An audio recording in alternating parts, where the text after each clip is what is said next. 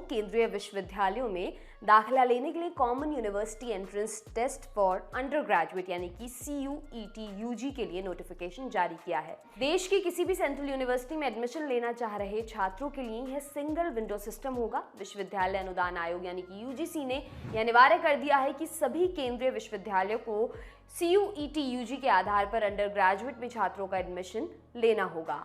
Notification के मुताबिक CUET परीक्षा कंप्यूटर आधारित होगी, जिसमें वैकल्पिक सवाल होंगे। यह टेस्ट 13 भाषाओं में होगा, जिसमें अंग्रेजी, हिंदी, गुजराती, असमी, बंगाली, कन्नड़ा, मलयालम, मराठी, उड़िया, पंजाबी, तमिल, तेलुगु और उर्दू शामिल हैं। इस लिंक जो कि स्क्रीन पर आपको दिखाई दे रही है, उस पर फॉर्म उपलब्ध होगा और जुलाई महीने के पहले हफ्ते से इसके एग्जाम की शुरुआत हो सकती है।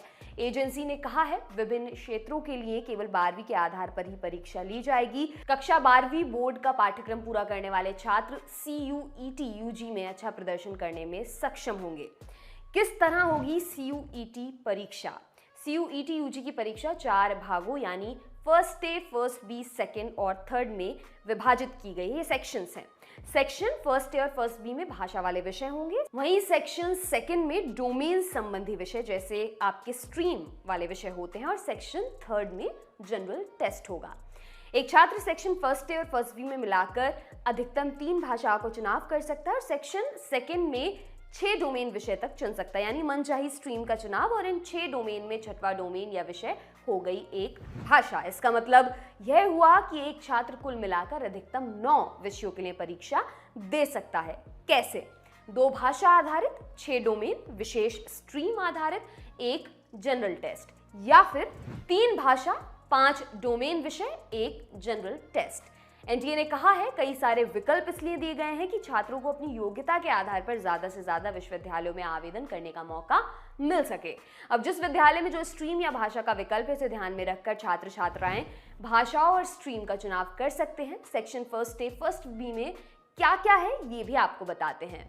सेक्शन फर्स्ट ए में 13 अलग अलग भाषाएं हैं, जिसमें तमिल, तेलुगु, कन्नड़ा, मलयालम, मराठी, गुजराती, उड़िया, बांग्ला, असमिया, पंजाबी, अंग्रेजी, हिंदी और उर्दू शामिल है। वहीं सेक्शन फर्स्ट बी में 19 भाषाएं हैं, जिसमें फ्रेंच, स्पेनिश, जर्मन, नेपाली, फारसी, इटालियन, अरबी, सिंधी, कश्मीरी, कोंकणी, बोडो, डोगरी, मैथिली, मणिपुरी, संथाली, तिब्बती, जापानी, रूसी, चीनी आदि शामिल हैं। दोनों में से मिलाकर 3 भाषाओं का चयन करना होगा। छात्रों को 50 में से 40 सवालों के उत्तर देने होंगे। हर भाषा के लिए 45 मिनट का टेस्ट होगा। छात्र की भाषाई समझ जानने के लिए इसमें शब्दकोश, शब्द पाठ की समझ, साहित्यिक जानकारी संबंधी सवाल होंगे। सेक्शन सेकंड में क्या है?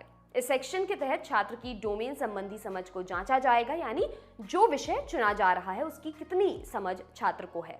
इस श्रेणी में कुल 27 डोमेन आधारित विषय हैं, जिसमें से एक छात्र विश्वविद्यालय के अनुसार 6 डोमेन तक चुन सकता है। इसमें accountancy, biology, business studies, chemistry, computer science, economics, engineering, graphics, इतिहास, भूगोल, गृह विज्ञान, लीगल स्टडीज, पर्यावरण विज्ञान, गणित, फिजिकल एजुकेशन, राजनीतिक विज्ञान, साइकोलॉजी, समाज शास्त्र, मास मीडिया, फाइन आर्ट्स इत्यादि शामिल हैं। इस सेक्शन में कक्षा 12वीं के आधार पर MCQ सवाल पूछे जाएंगे। इस श्रेणी में भी छात्रों के पास 45 मिनट का समय होगा और उन्हें 50 में से 40 सवालों के जवाब देने होंगे। अब बात कर लेते हैं सेक्शन थर्ड में क्या क्या है। इस श्रेणी में जनरल टेस्ट होगा। इसमें 75 सवाल पूछे जाएंगे, जिसमें से 60 सवालों के जवाब देने होंगे। छात्रों को इसके लिए 60 मिनट का समय मिलेगा। इसमें सामान्य ज्ञान, current affair, general mental ability, numerical ability, reasoning आधारित सवाल पूछे जाएंगे। कौन से विषय चुन सकते हैं? एनटीए ने अपने नोटिफिकेशन में कहा है छात्र उन्हीं भाषाओं और विषयों को चुन सकते हैं जो कि उन्होंने 12वीं बोर्ड परीक्षा में लिया हो। हालांकि विश्वविद्यालय को इसमें लचीला रुख भी अपनाने की इजाजत दी गई है।